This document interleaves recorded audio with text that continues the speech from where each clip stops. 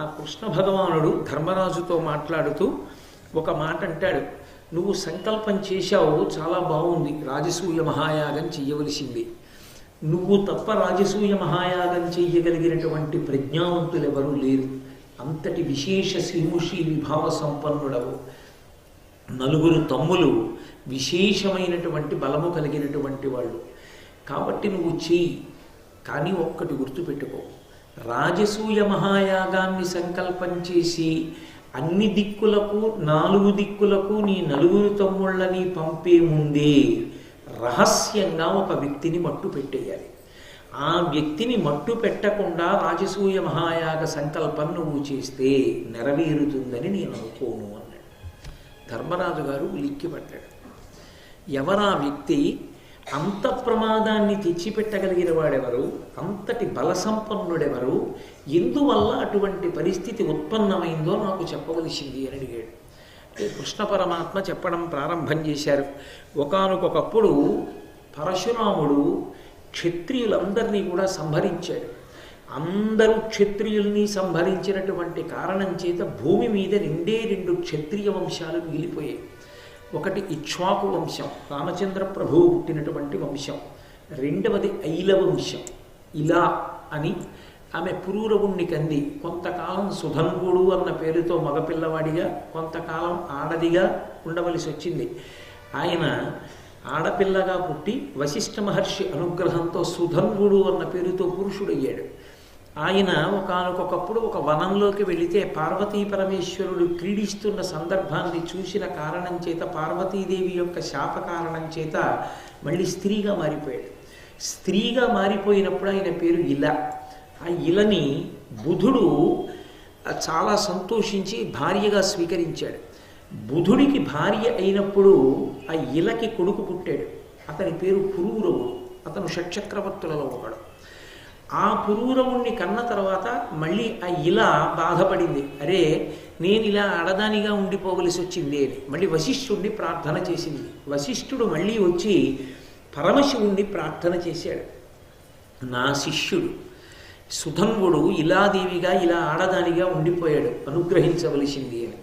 వశిష్ఠుని యొక్క కోరిక మేర ఆ పరమశివుడు మళ్ళీ అనుగ్రహించి ఆమెని పురుష రూపంలోకి మార్చాడు. దాని చేత మళ్ళీ సుధన్వునిగా రూపాంతరం చెందింది, మళ్ళీ పురుష రూపాన్ని పొందింది. పొంది పరమశివుడు వరమిచ్చాడు.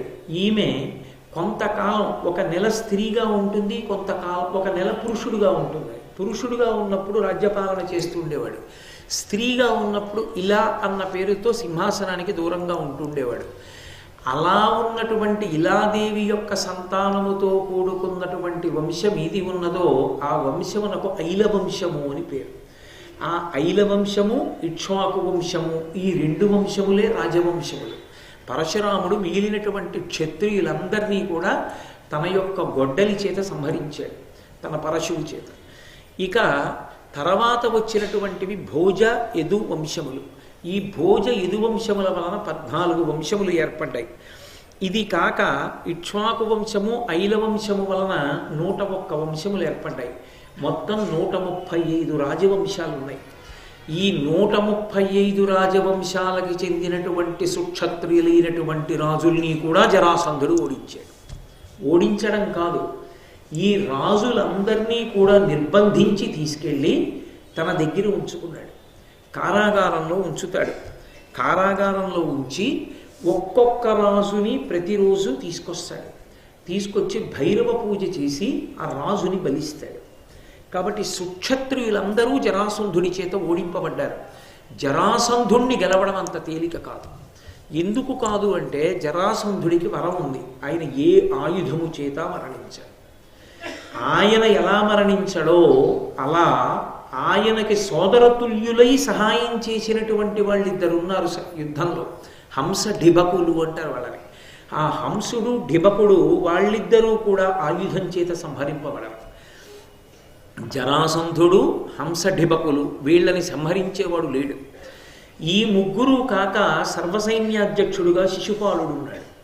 వీళ్ళు 4 ఏకమయ్యారు. అందుకే ఎవరెవరు అధర్మం వైపుకి చేరతారో వాళ్ళందరూ అప్పటికే జరాసంధుడి యొక్క పంచన చేరిపోవడం ప్రారంభమైపోయింది. కంసుడు కూడా బ్రతికి ఉంటే జరాసంధుడికి అల్లుడు. జరాసంధుడి యొక్క కూతుర్ని కంసుడికి ఇచ్చి వివాహం చేశారు. అందుకని జరాసంధుడికి అల్లుడు కనుక కంసుడు కూడా జరాసంధుడి పక్షాన చేరుతాడు. అప్పటికే శిశుపాలుడు చేరిపోయాడు, అప్పటికే హంసడిబకులు చేరిపోయారు, అప్పటికే జరాసంధుడు నాయకత్వం వహిస్తున్నాడు. ఆయనకి ఆయుధంతో మరణం లేదు. అది చాలదన్నట్టుగా ఈ కంసుడు కూడా వాళ్ళ పక్షాన చేరాడు. దేహబంధుత్వం అల్లుడు కూడా అయ్యాడు. అందుకని ఆయన కూడా చేరాడు.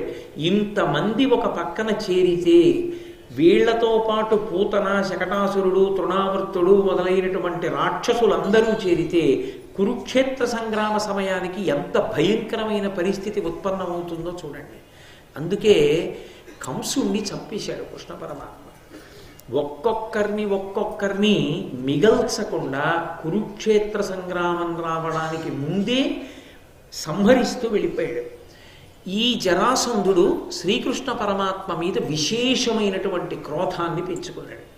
క్రోధాన్ని పెంచుకోవడానికి కారణం జరాసంధుడి ఇంటికి వెళ్ళినటువంటి విధవరాలైన కంసుని భార్య, అంటే జరాసంధుని యొక్క కూతురు, నిరంతరం తన తండ్రి అయినటువంటి జరాసంధుడిని ప్రేరేపణ చేస్తుండేది. నా ఐదవతనం పోవడానికి, నా పసుపు కుంకాలు పోవడానికి కారణం అడిగో కృష్ణుడు. ఆ కృష్ణుణ్ణి నువ్వింత శక్తివంతుడవై కూడా నిగ్రహించలేదు.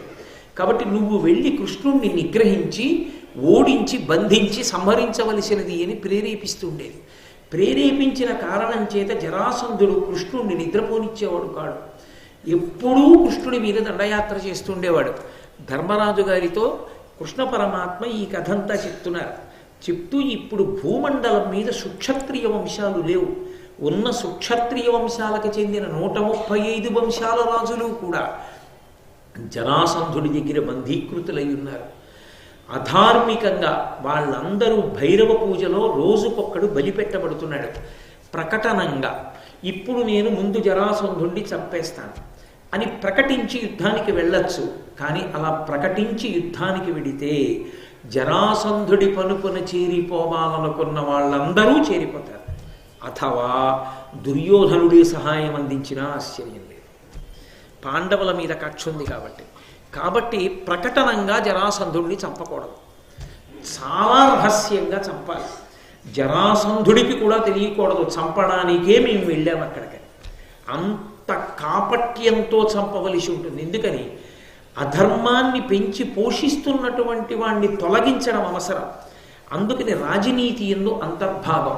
అందుకని ప్రకటనంగా ఇది జరగకూడదు. రాజసూయ మహాయాగం సంకల్పం చేస్తే మగధ దేశం ఉన్నటువంటి దిక్కుకి ఏ రాజు పెడతాడో అంటే భీముడు కానీ, అర్జునుడు కానీ, నకులుడు కానీ, సహదేవుడు కానీ ఎవరు వెళ్ళినా జరాసంధుడిని ఓడించడం అంత తేలిక కాదు. వీళ్ళందరూ అటు పక్షాన చేరిపోతారు. ఇప్పుడు మహాప్రళయం సంభవిస్తుంది. కాబట్టి గుప్తంగా జరాసంధుడు మరణించాలి.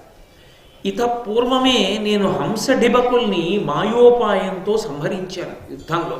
ఎలా సంహరించానంటావేమో, ఘోరరణంబులోన అధికున్ కృతబంధుజనాపకారు నీ దారుణలీల కంసు అతిదప్పితు చంపుట చేసి మహాక్రూరుడు కంసు భార్య తన కూతురుగావున దాని సంతత ప్రేరణ నాకు ఉపద్రవము పెక్కు విధంబుల చేసే ఈసునను. కంసుడి భార్య జరాసంధుడి కూతురు కనుక ఆమె రెచ్చగొడితే కంసుణ్ణి నేను చంపానన్న కోపంతో ఎన్నో మార్లు నా మీదకి యుద్ధానికి వచ్చాడు. వచ్చినప్పుడల్లా ఆ జరాసంధుడికి సోదరతుల్యమైనటువంటి హంసడిబకులతో కలిసి వస్తుండేవాడు. వాళ్ళిద్దరూ ఆయుధానికి మరణించారు, జరాసంధుడు మరణించాడు. వీళ్ళని ఎలా నిగ్రహించాలి అని ఆలోచించి ఒకప్పుడు నేను ఒక మాయోపాయాన్ని పన్నాను. డిభకుడికి కబురు చేశాను, హంసుడు మా చేతిలో మరణించాడు అని. హంసుడు మరణించాడన్న మాట విన్నటువంటి డిభకుడు తట్టుకోలేకపోయాడు. తట్టుకోలేక నీటిలో ప్రవేశించి శరీరాన్ని వదిలిపెట్టేశాడు. డిభకుడు నిజంగా చనిపోయాడన్న వార్త తెలిసి బ్రతికున్న హంసుడు చనిపోయాడు. దాని వలన హంస డిభకుల్ని సంహరించగలిగారు, కంసుణ్ణి సంహరించారు. ఆ పైన జరాసంధుడు నా మీద దండయాత్రకి రావడం తగ్గించాడు. కారణం మీతో నాకు బంధుత్వం స్నేహం ఉన్నది కనుక అన్నాడు. అది గమ్మత్తు. కృష్ణ భగవానుడికి కూడా పాండవుల రక్షణ ఉంది భారతంలో ఒకప్పుడు. అంటే ప్రకటనంగా ఆయన చంపగలిగిన వాడైన పరమేశ్వర తత్వం ఉన్న పాండవుల యొక్క సహాయం ధర్మ సంస్థాపన యందు భగవానుడికి అవసరమైంది అన్న మాటకు అర్థం ధర్మ సంస్థాపనకు వాళ్ళు భగవంతుడి చేతి పనిముట్లు కాగలిగారు. కాబట్టి నేను ఈ దండయాత్రల బాధ తట్టుకోలేక ప్రశాంతంగా ఉండడం కోసం ఒకానొకప్పుడు మధురా నగరాన్ని విడిచిపెట్టేసేసి కుశస్థలంలో రైవతకాద్రి అనబడేటటువంటి పర్వతం మీద ఒక గట్టి కోట నిర్మించుకుని అక్కడ ఉండడం మొదలుపెట్టారు. ఆ జరాసంధుడు చాలా భయంకరమైనటువంటి వ్యక్తి, చాలా క్రూరమైనటువంటి వ్యక్తి. అటువంటి క్రూరుడు దుర్మార్గుడైనటువంటి జరాసంధుడు ప్రతిరోజు కూడా ఉగ్ర పూజ చేస్తూ ఉంటాడు. ఖలుడు బృహద్రథాత్మజుడు గర్వితుడై మహిలోని రాజులను వెలుకురబట్టి తెచ్చి చెరబెట్టి గిరివ్రజమనం పురంబులో జొలయక నిత్య మొక్కుని సూనరివోలె వధించి నేమమున్ బలిమియు నేర్పడంగటకి భైరవ పూజయునర్చు నుగ్రుడై 138 రాజవంశాలకి చెందినటువంటి సుక్షత్రియులైనటువంటి రాజులందరినీ తీసుకెళ్లి కారాగారంలో పెట్టడమే కాకుండా ప్రతిరోజు ఉగ్రపూజ చేసి భైరవుడికి ఒక్కొక్క మహారాజుని తీసుకొచ్చి బలిపీఠం మీద కూర్చోబెట్టి సంహారం చేస్తాడు. దాని వలన ఎందరో రాజులు మరణిస్తున్నారు. ఈ అధార్మికమైనటువంటి వధని ఆపు చేయాలి. ఆపు చేసి ఆ రాజులందరినీ కూడా రక్షించాలి. ముందు జరాసంధుని సంహరించాలి. కాబట్టి నాతో పాటుగా భీముణ్ణి అర్జునుణ్ణి పంపించు. మేము ముగ్గురం బయలుదేరి ఆ జరాసంధుణ్ణి సంహారం చేస్తాం. కాబట్టి నాతో పంపవలసింది అన్నాడు. చాలా ఆశ్చర్యపోయాడు ధర్మరాజు.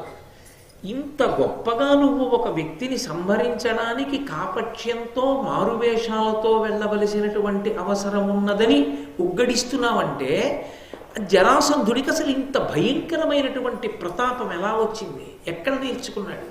ఏ గురువు దగ్గర అభ్యసించి ఉండి ఉంటాడు? అతనికి ఇంత బలం ఎక్కడిది? అట్టి అతిదారుణత్వము, అట్టి అజేయ భుజ విక్రమాధిక్యము వాడి ఎట్టి క్రియపడసే. అతని పుట్టిన విధి ఎట్లు చెప్పు పొలుపుగా నాకు. అంత అపారమైనటువంటి భుజ పరాక్రమమా? అంతటి విశేషమైనటువంటి దారుణత్వమా? పరాక్రమానికి క్రౌర్యం తోడైందా? లోకాలన్నిటినీ కూడా గడగడలాడిస్తున్నాడా? అసలు వాడు పుట్టుక ఎలా పుట్టాడయా జరాసంధుడు? ఇంత బలం ఎక్కడి నుంచి వచ్చింది? ఏది నాకు చెప్పు ఆ విశేషం కృష్ణ అని అడిగాడు. అడిగితే భీమసేనుడి వంక చూసి కృష్ణ భగవానుడు అన్నాడు, జరాసంధుడు ఎంత బలవంతుడు వదిలిపెట్టండి. నాతో పాటుగా భీమసేనుడు అర్జునుడు వస్తే జరాసంధుణ్ణి ఎలా మట్టు పెట్టాలో మార్గం నేను చెప్తాను. ఆ మార్గంలో జరాసంధుణ్ణి మట్టు పెడదాం. ఏమంటావు భీమసేన, బయలుదేరుదామా అని అడిగాడు. ధర్మరాజు వంక చూసి భీమసేనుడు అన్నాడు, ఆరంభరహితు బొందునే యాదయ సంపదలు హీనుడయ్యును పురుషుండారంభశీలుడై అకృతారంభుల నోర్చునెంత యధికులనైనన్. అన్నయ్య, కొంతమందికి బలం ఉంటుంది కానీ ప్రయత్నం ఉండదు. అసలు ఏదో ఒకటి చెయ్యగలరు వాళ్ళు, కానీ వాళ్ళు ఏ ప్రయత్నం చెయ్యరు. ఎందుకు చెయ్యరు అంటే 2 కారణముల చేత చెయ్యరు. ఒకటి, మనసు బలహీన పడిపోయి మనం ఏం చేయగలమండి అనన్నా కూర్చుంటాడు. 2, మనని ఎవడేం చేయగలడండి అనైనా కూర్చుంటాడు. మననెవడేం చేస్తాడు? అందుకని వాడు ఏ ప్రయత్నం చేయడు. మా జోలికి వచ్చేవాడు ఎవరండి? అసలు నా జోలికి రాగలడేంటి ఎవడైనా అంటుంటాడు. అందుకని ప్రయత్నం ఉండదు. ప్రయత్నము లేనివాణ్ణి ఎంత తక్కువ బలం ఉన్నవాడైనా ప్రయత్నశీలుడైన వాడు చంపేస్తాడు. ప్రయత్నము పురుష జీవనమునందంత గొప్పది. అందుకే ప్రయత్నం పురుష లక్షణం, ఉద్యోగం పురుష లక్షణం అంటుంటారు. ఉద్యోగం పురుష లక్షణం అంటే ఏదో తల అమ్ముకునే 10,000, 20,000, 25,000, 50,000 తెచ్చుకోవడం కాదు. నాలా దాన్ని కాదు ఉద్యోగం అని పిలిచేది. ఉద్యోగం పురుష లక్షణం అంటే ప్రయత్నం పురుష లక్షణం. ప్రయత్నం అంటే ఏదైనా ఒక కార్యాన్ని సంకల్పం చేసినప్పుడు ఈ కార్యక్రమాన్ని సాధించడానికి ఎటువంటి ప్రణాళికా రచన చెయ్యవలసి ఉంటుందని ఊహ చేసి ఆ ప్రణాళికాబద్ధంగా అడుగులు వేసి కదలిక ప్రారంభం చేసి ప్రయత్నం చేసేటటువంటి వ్యక్తి జీవితంలో తప్పకుండా ఎప్పుడో అప్పుడు ఏదో ఒక విషయంలో భగవంతుని యొక్క అనుగ్రహం చేత తప్పకుండా విజయాన్ని సాధించి తీరుతాడు. అయితే పురుష ప్రయత్నం ఒక్కటే విజయమునకు కారణం కాదు. కేవల పురుష ప్రయత్నం చేత కార్యములు సాధింపబడవు. అందుకే శ్రీరామాయణంలో వాల్మీకి మహర్షి సీతమ్మ చేత చెప్పిస్తారు, కచ్చిత్ పురుషకారంచ దైవంచ ప్రతిపద్యతే అంటారు. పురుషుడు చేసేటటువంటి ప్రయత్నానికి భగవంతుని యొక్క అనుగ్రహము తోడై రావాలి. ఎంత కుండడు పాలైనా పెరుగు అవ్వాలంటే ఒక్క చుక్క పెరుగు అందులో పడాలి. పడితే కుండడు పాలు పెరుగవుతాయి. పరమేశ్వరుని యొక్క అనుగ్రహము కూడా తోడు రావాలి. అందుకే తన యొక్క పౌరుష పరాక్రమములు తన తెలివితేటలతో పాటుగా భగవంతుని యొక్క అనుగ్రహమును పొందడానికి భక్తితో విధేయుడై ఈశ్వరార్చన చేస్తుండాలి. చేస్తుంటే ఈశ్వరుడు యొక్క అనుగ్రహం కూడా కలిసి వచ్చిందనుకోండి, పురుష ప్రయత్నం సఫలీకృతం అవుతుంది. ఈశ్వరుడు యొక్క అనుగ్రహం కలిసి రాలేదనుకోండి, పురుషుడు ఎంత బాగా ప్రణాళిక వేశాననుకున్నా అది చెల్ల. దశరథ మహారాజు గారు ముహూర్తం పెట్టుకున్నాను, భరతుడికి తెలియదు, ఎక్కడో దూరంగా ఉన్నాడు, రేపే పొద్దున్న రామచంద్రమూర్తికి యమరాజ్య పట్టాభిషేకం అన్నాడు. ఎంత ఆశ్చర్యకరంగా రాత్రికి కథ మారిపోయి తెల్లవారేటప్పటికే పట్టాభిషేకం చేసుకోవలసినటువంటి రామచంద్రమూర్తి సీతాలక్ష్మణ సహితుడై దండకారణ్యానికి నారచీరలు కట్టుకుని చెప్పులు కూడా వేసుకోకుండా విడిపోవలసి వచ్చింది. అందుకని అసంకల్పితమీవ్యహ యదకస్మాత్ ప్రవర్తతే నివర్త్యారంభమారబ్ధం అనుదైవస్య కర్మతత్ అంటారు. అనుదైవస్య కర్మతత్, దైవం ఎలా చెప్పిందో అలా మనం అన్వయం అవ్వడమే. పురుష ప్రయత్నాన్ని విడిచిపెట్టకూడదు. పురుష ప్రయత్నం ఎప్పుడు పోతుంది అంటే నిస్సత్తువ ఆవరించిపోయింది అనుకోండి, మనిషి నీరసపడిపోయాడు అనుకోండి. నీరసపడిపోవడం అంటే శరీరం అని కాదు నా ఉద్దేశం, మనస్సు నీరసపడిపోయింది అనుకోండి. అనిర్వేద శ్రియోమూలం అనిర్వేద పరం సుఖం అనిర్వేదోహి సతతం సర్వార్థీషు ప్రవర్తక. ప్రయత్నం అనేటటువంటిది ఉంటే, సంకల్పం అనేది ఉంటే ఎప్పటికైనా వాడు పూజనీయుడు అవుతాడు. లోకంలో ఇన్ని చెట్లు ఉన్నాయి, కొబ్బరి చెట్టుకు ఒక్కదానికే అంత పూజనీయత ఎందుకు వచ్చింది?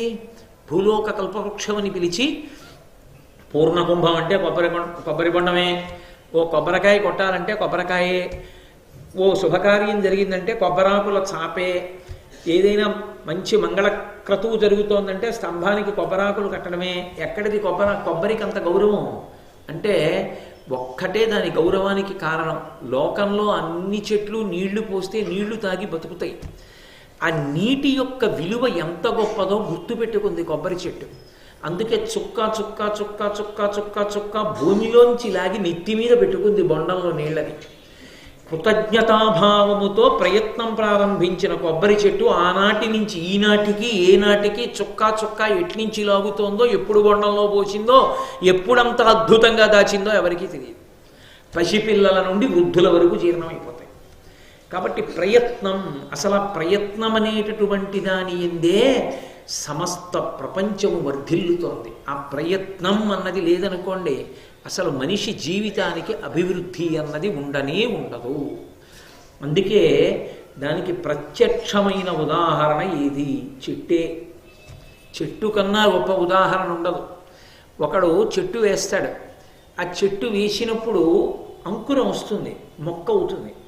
మొక్క పైన పెరగడం కనపడుతూ ఉంటుంది, కానీ ఆ మొక్క పెరగడానికి కావలసినటువంటి నీటిని అందించేది వేరు.